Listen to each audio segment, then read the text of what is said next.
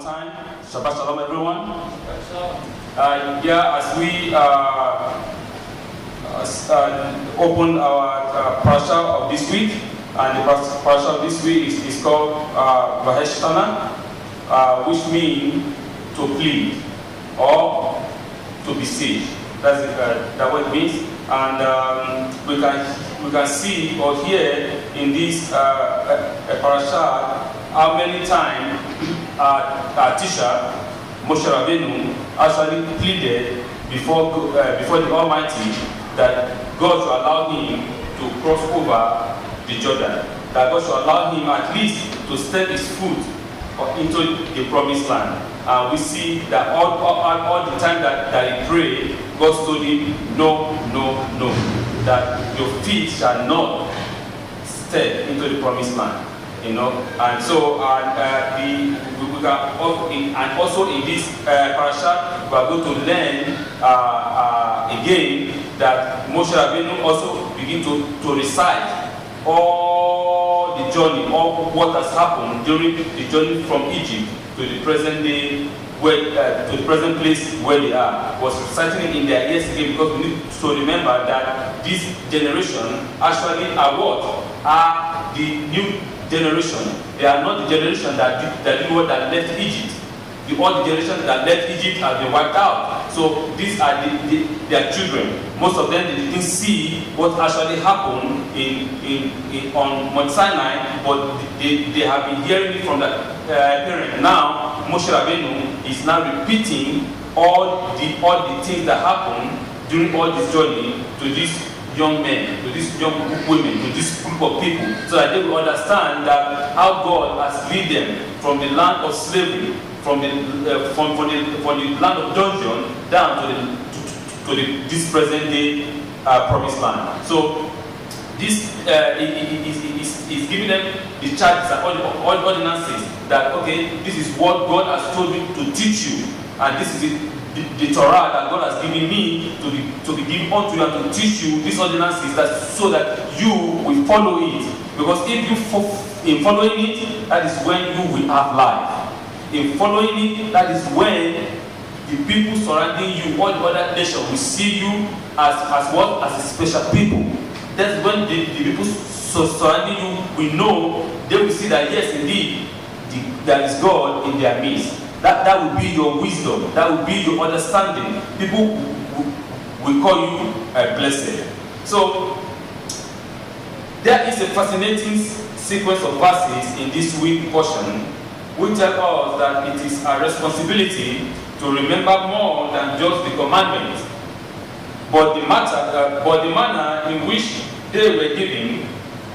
Moshe exhorted the nation. Now, Israel, listen to the decree and the mandate that I teach you to observe. You shall not add to them, nor subtract. This is very, very, very important. He's giving them these ordinances and this decree that God has given him, that you shall not add or subtract from it. Because in adding or in subtracting, you are actually nullifying the word, the original word which God has given you. Taking, for example, if there is a story or something that happened this year, by the time you recite it into someone, and that person is reciting it into another one, there may be some addition. They might add, or they might subtract and subtract from the actual thing that actually happened. So God is saying, the way I gave it to you, that is the same way you are going to give it to your children. Do not add anything, neither must you subtract from it. So Moses is giving them that, is making that extremely clear. He's telling them, there is nothing like, oh, this is what the tradition said, or this is what we're supposed to do. No, this is what the Torah said we should do. That it is very, very clear. You shall not remove or add to his word. Moshe wanted the nation to safeguard and to perform them, for they are the wisdom and discernment in the eyes of the nations, who will hear all the decree and declare that surely this is a wise and sagacious nation. That this is a wise and a special people. That this nation, because comparing the Torah, comparing all the regulations and the decree that God has given Moshe to give unto them, comparing it with those of the nations, if they hear about it and they see what the decree that God has given to the children of Israel, they will indeed know that yes, indeed, their God is in their midst. Because they know that the regulations and the rules that God has given to the children of Israel actually supersede their own 10,000 of time, even millions of time.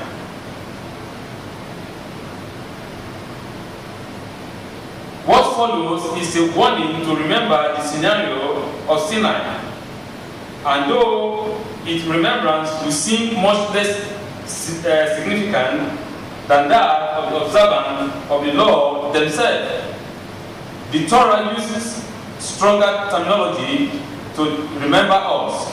Only beware for yourself and heed your very soul, lest you forget the word that your eyes saw, and lest you remove them from your heart. What does that mean?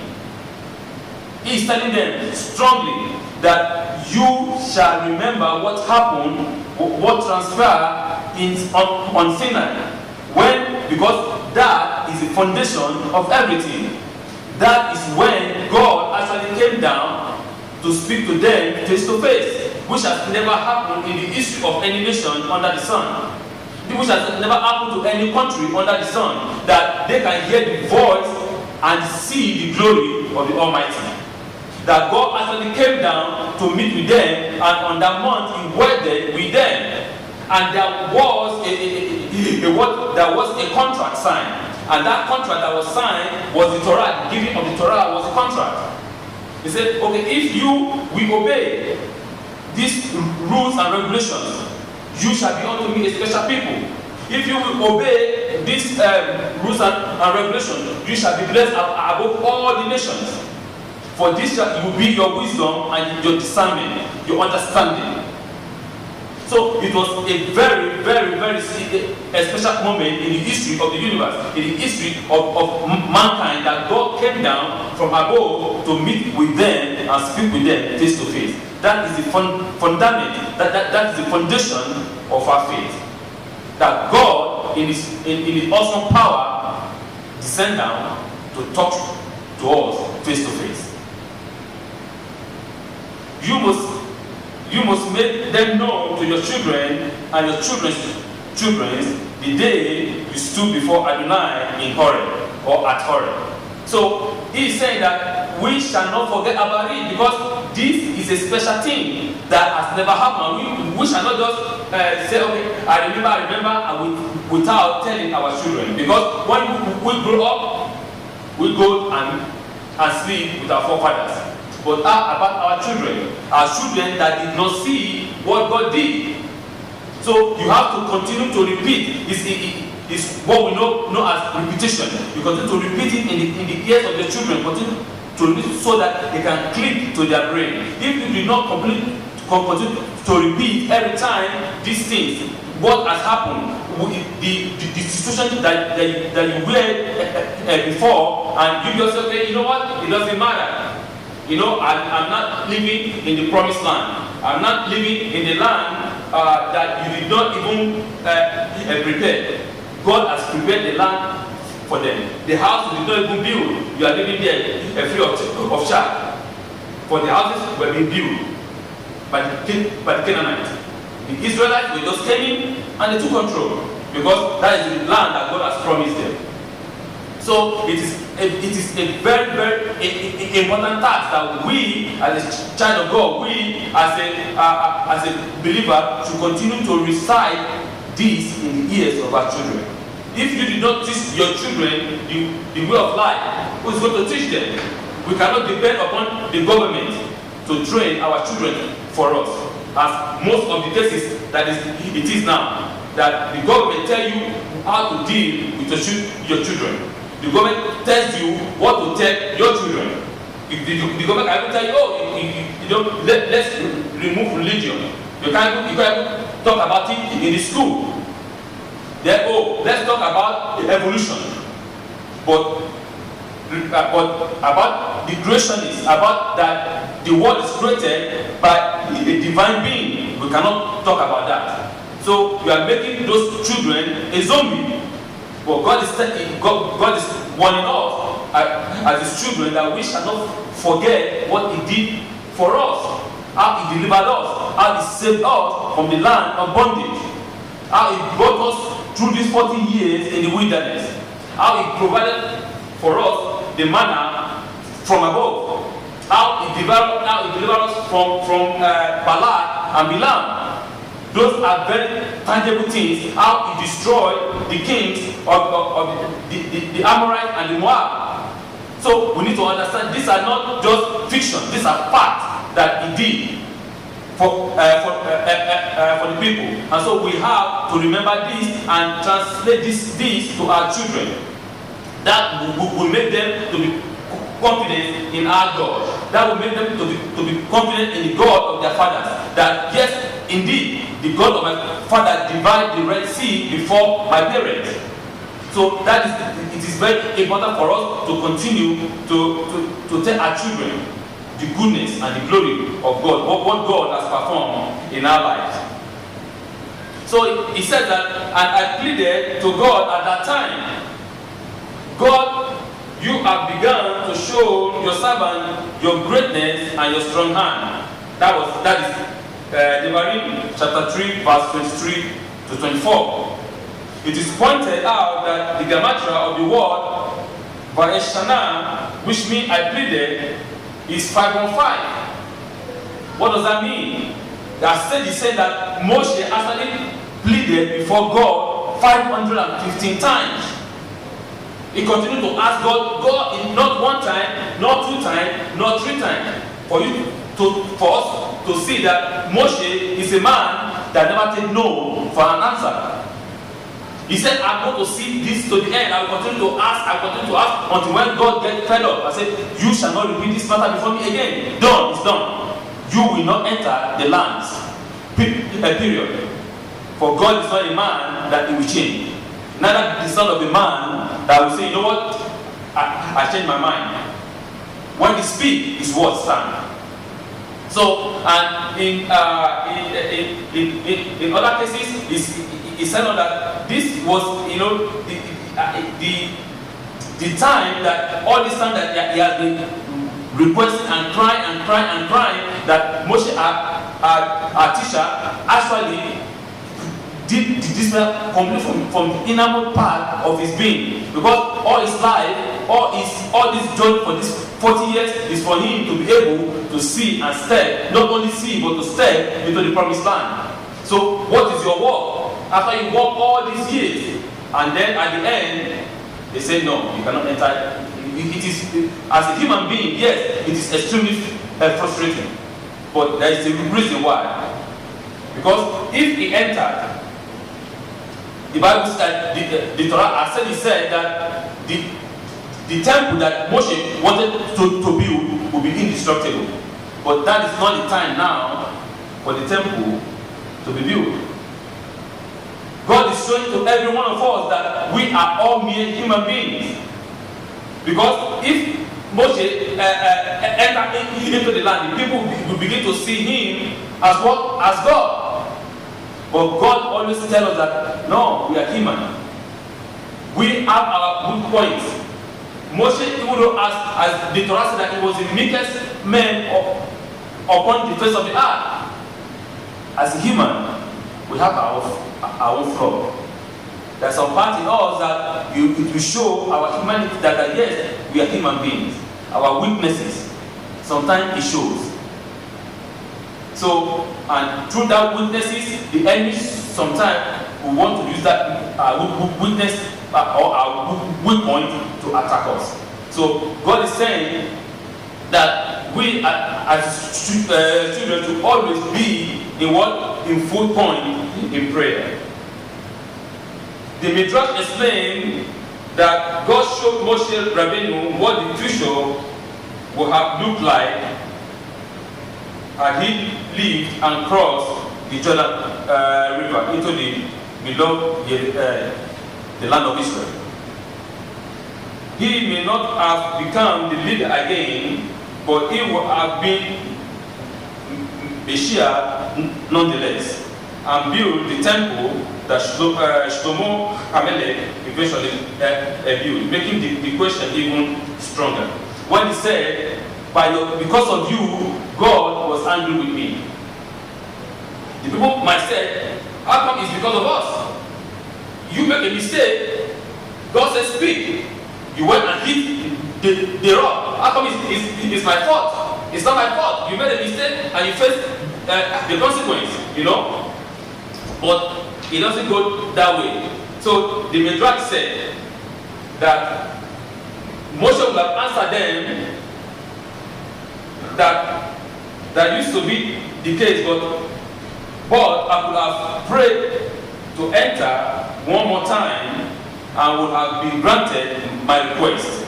The only reason I didn't want, because entering the land would have led to the destruction. So I repeat, because of you, I cannot enter into the land. If he would have prayed one more time, he said that his request would have been granted by God. But for their own sake, he did not want to make that next, making it 516 times. He doesn't want to make it. Because, and also in some of our sages, he said the art of prayer. What is the art of prayer? The art of prayer is to take the half of your physical being, combining it together with the half of your spiritual being, right? And making your supplication known before God. And the one that is in the middle is God himself. Two halves. The 5 and the 5. The 5 is physical half. The other 5 is the spiritual half. Combining it together to make it one, which is God. To ask, to seek your supplication. And how do you seek your supplication? With praise, with soberness, asking God for forgiveness. Because when the Talmidim asked Yeshua, Master, teach us how to pray, the Master said, Our Father who art in heaven, hallowed be thy name. Your kingdom come. Your will be done on earth as it is in heaven.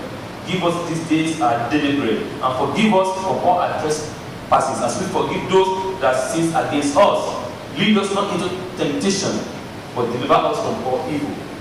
For yours is the kingdom, the power, and the glory forever. Amen. So there is a form of praise. Then you come for forgiveness. Then you now come for a concrete, what you actually want God to do for you. And the same way to God. So this day we can see that he said that this will be your wisdom. This will be your knowledge. Even though the way the Jewish calendar is built up is different from the way any other calendar is built up. Because the Muslim calendar is completely lunar. Moon. While the Gregorian calendar is all solar, sun. So which indicates to you that these people actually in one way or the other consider this entity as what? As God. But even though in the today parasha, Moshe was warning the people. He said, you shall not have any image. Because remember, on that day at Horeb, that God spoke unto you, you did not see any image. It's making it explicitly clear to the people there was no image. You did not see anything. Because after some time, you might be popped off in your heart and say, okay, I can imagine in my mind, this is what I saw. You did not see anything.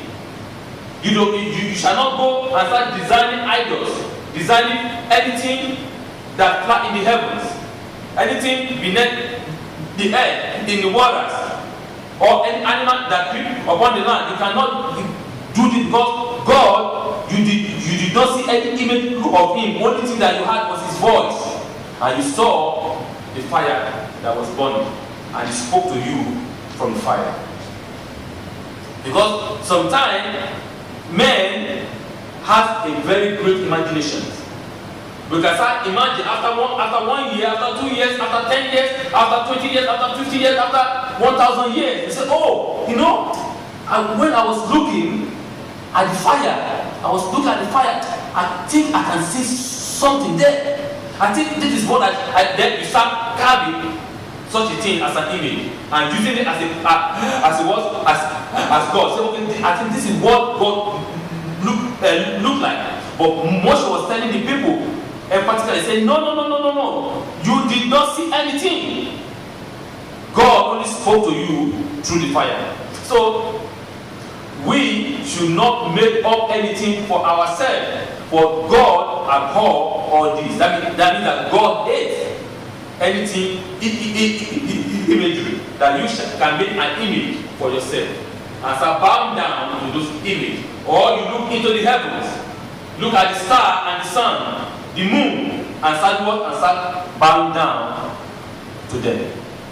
So coming back now to the Jewish calendar, we can see that the Jewish calendar combine both the lunar and solar together, telling you that we are above these two.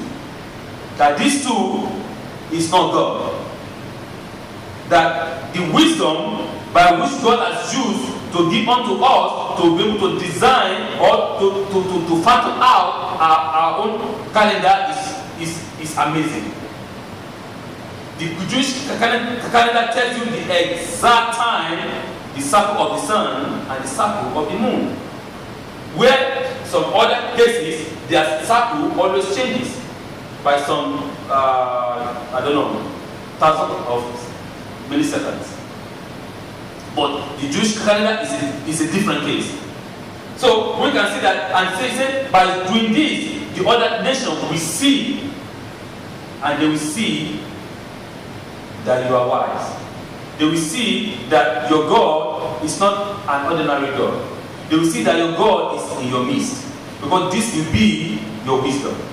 If you keep this revelation, if you keep the Torah, if you obey it, if you follow after it, and also in the Haftarah is saying, it says here in Haftarah, chapter 40, Isaiah said, comfort my people. Say your God.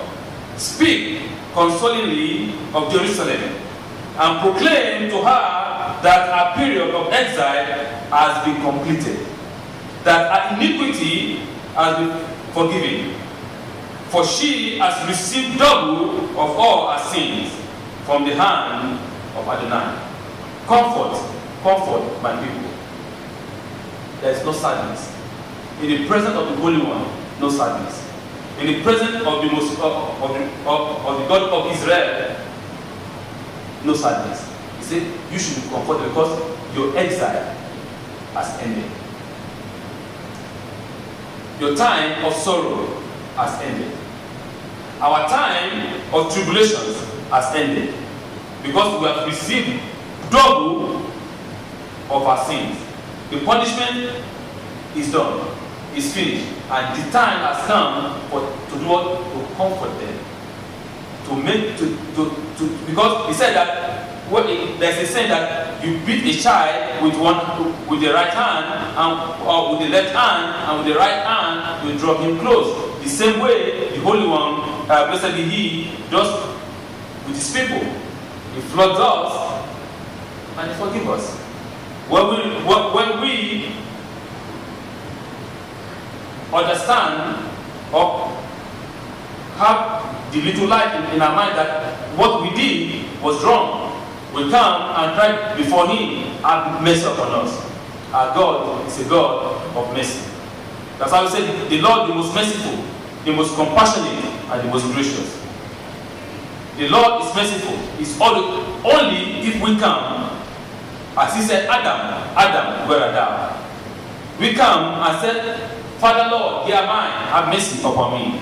I know I did something wrong, I know I've done this wrong, I know I've done this wrong, but I have come in your mercy for you to forgive me. God is just, and God will forgive. He will cleanse you and sanctify you and bless you double time. Because you realize your mistake, and you realize where you fall, and you realize your sin, and you're coming back for forgiveness. He is going to cleanse you. So, in the Messianic writing that we read this morning, in the book of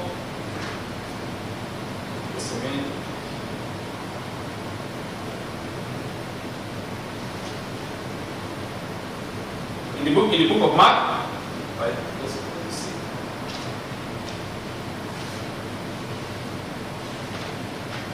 Yes, in the book of Mark, chapter 12, already there. Chapter 20, verse 28 to 34.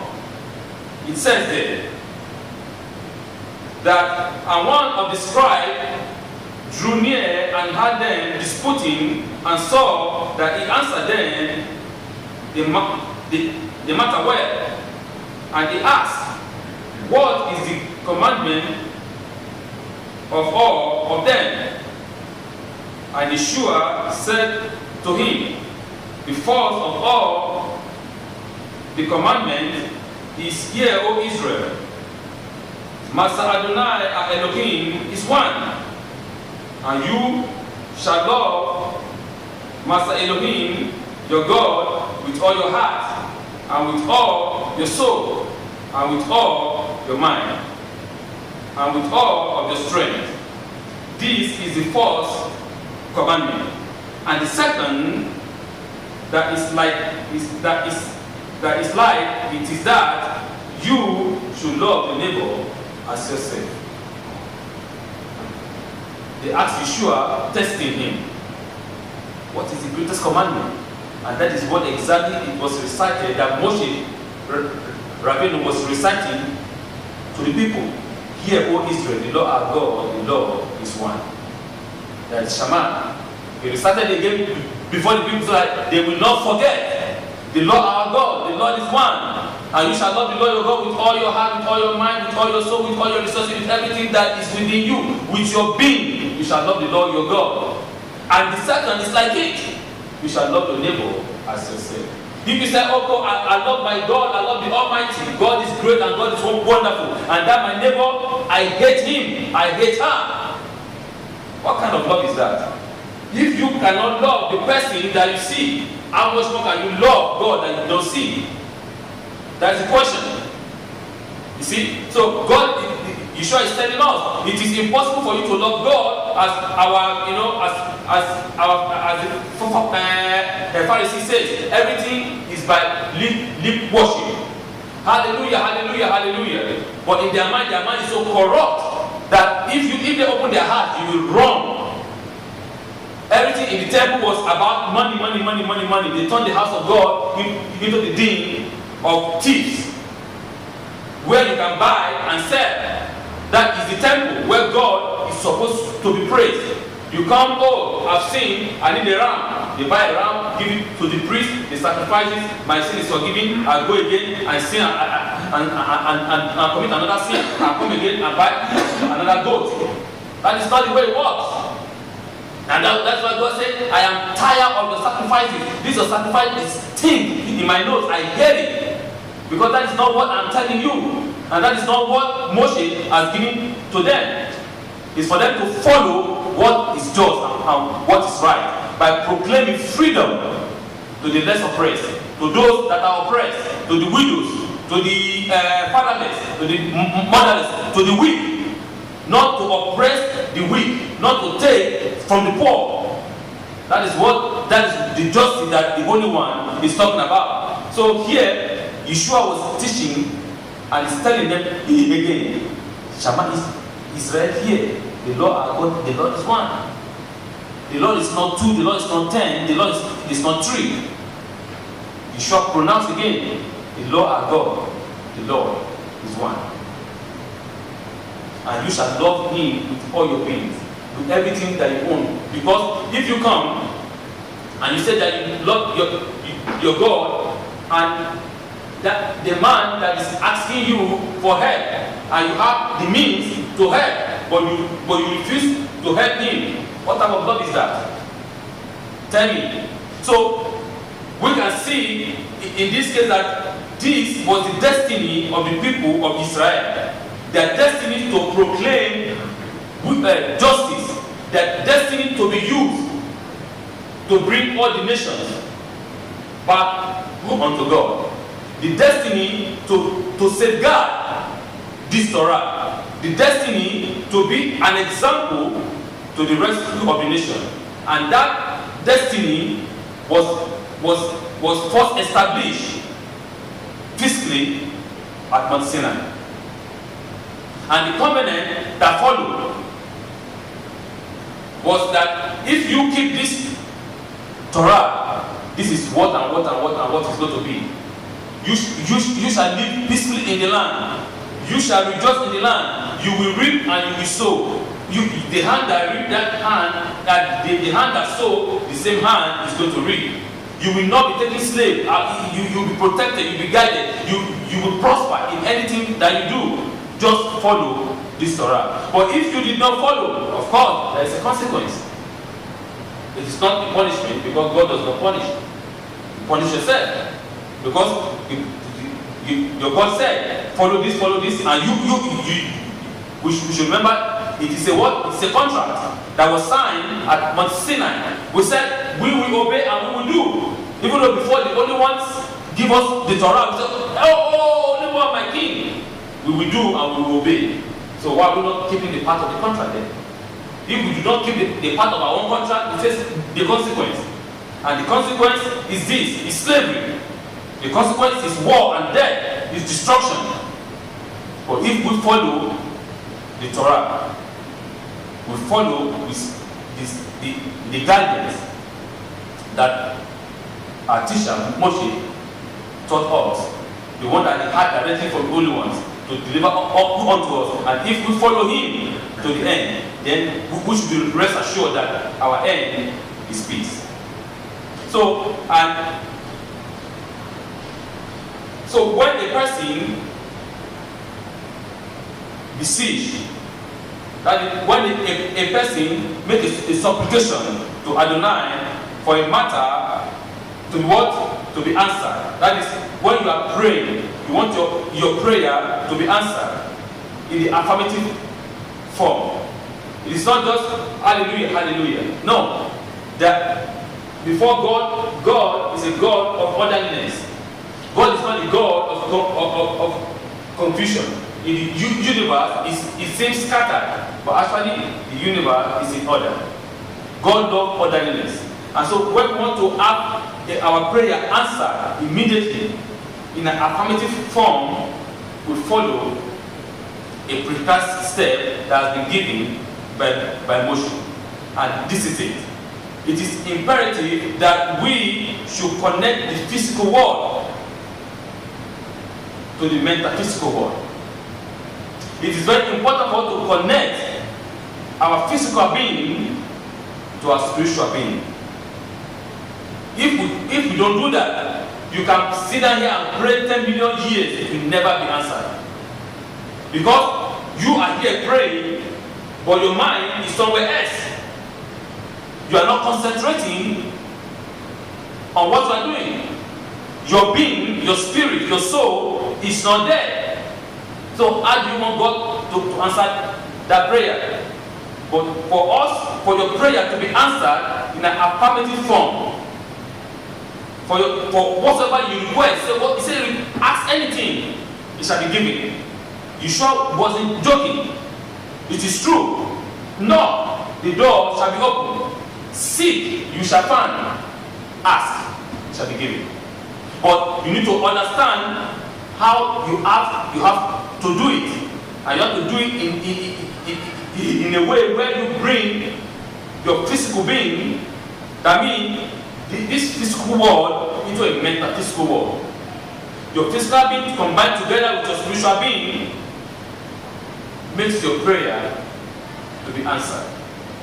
That is, the prayer, the dimension for the word prayer is 5.5, which is Vaheshtana, the same 5.15.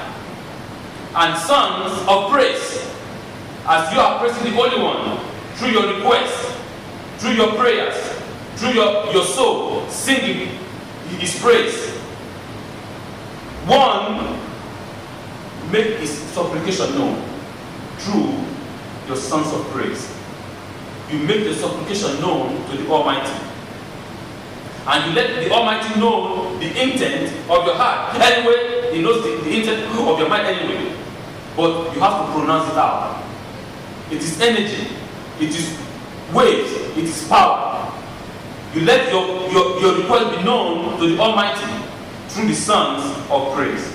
And hearing it, listening to it, the Holy One will answer you 100%. Moshe prayed 515 times, asking God, please, let me step in. And God said, no. It is done, it is done deal. Climb onto the cliff, climb onto the mountain, and I will show you all the land. But you as a person, no. You are going to take Yehoshua and strengthen him. You give him the word of the Lord. He is going to be the one who is going to lead the people into the promised land. I want us to understand that the promise that God has promised us, the blessing that God has blessed us with, it's not going to change it. God does not change. God is constant. His word that He has pronounced before you, He won't change it. It's left for you to decide how to use that blessing. Everything depends on man, not God. God gives you, it's a gift. It's a free gift. But it depends on you how you are going to use it. Are you going to use it in a positive way to praise Him, or use it in a negative way? It depends on you. You decide. But rest assured that the consequence will surely come. If you use it in a negative way, you face the consequence. But if you use the same blessing in a positive way, you get more blessing. Everything depends on man. God gives you it's free of charge. You decide how to use it. So that is why he's telling us in this our teacher Moshe Rabbeinu is telling us in this parasha on how to be affirmative in his request, in our request, in our prayer unto our God. You might pray thinking God is not listening. He's hearing you. He prayed 515 times. It's not just, how many days is that? How many years? But he's keep on insisting. I will take no for an answer. Do you take no for answer? I remember my son. My son never take no for an answer. As what? He just 4 years old. He's going to be 4 years old. I tell him, Papa said, I said, no, this.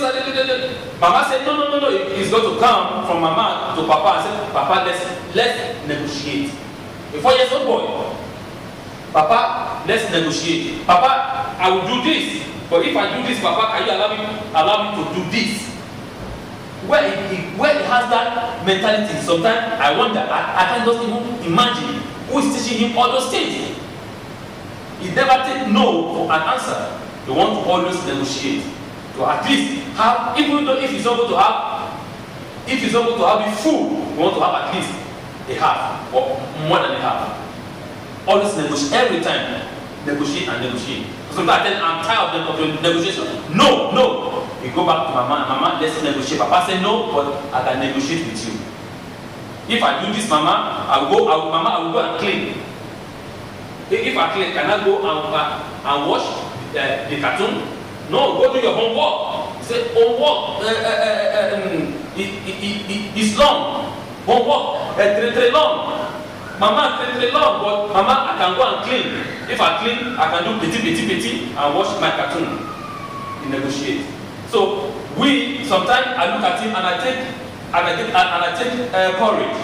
Sometimes I look at him and I take an example even from that 4 years old boy that you never take no for an answer.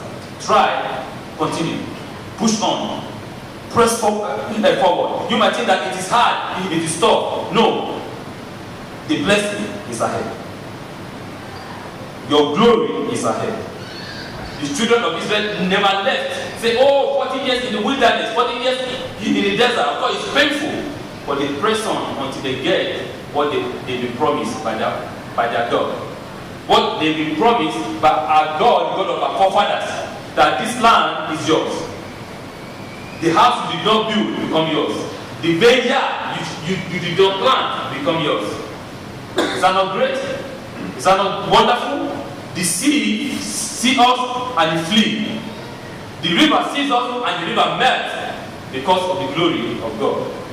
So he said that there's a lot of things, goody things that we can take out from this parasha.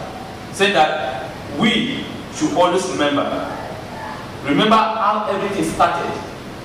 Do not forget. And when you grow old, you shall recite them in the ear of your children's children. So that your children did not forget too.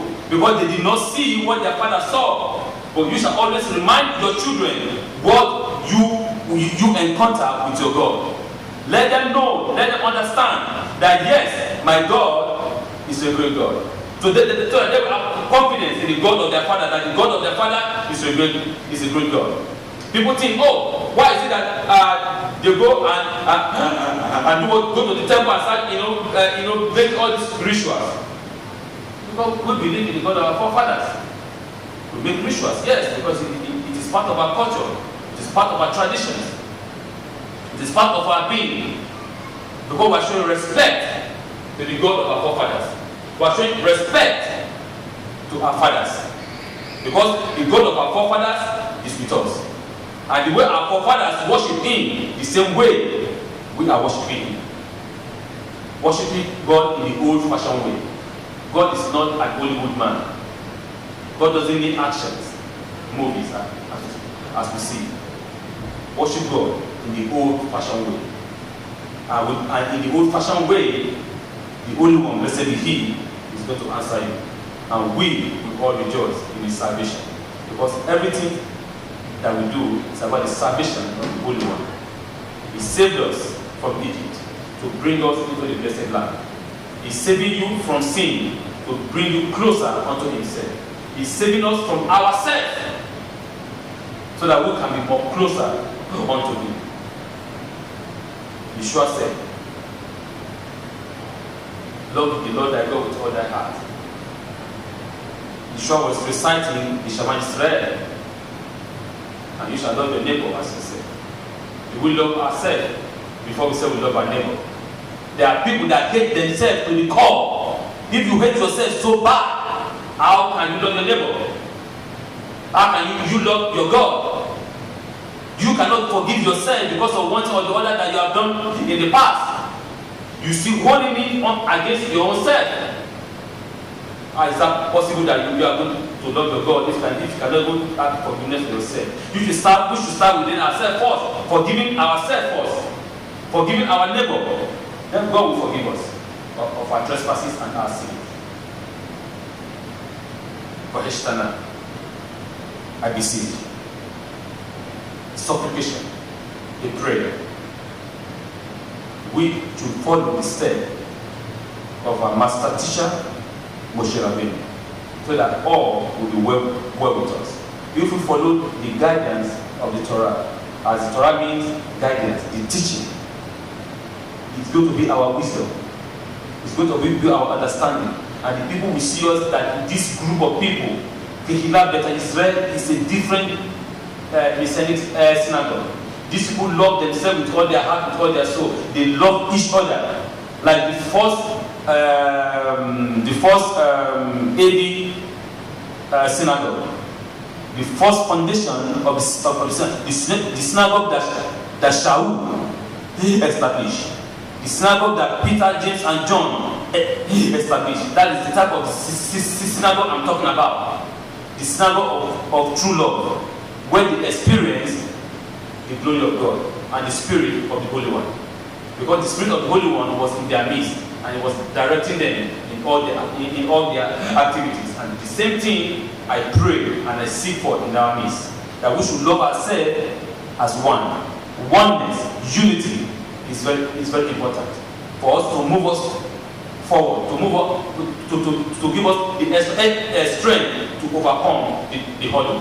Without oneness, we cannot succeed. Divided we fall, but united we stand. We need this oneness, and we will continue to ask God that God should continue to direct the leadership of this ministry to make us one, to make every one of us one in Him. That by His mercy and by His grace, we, by the merit of Yeshua HaMashiach, that we should be able to inherit His kingdom. That is the most important. Shabbat Shalom.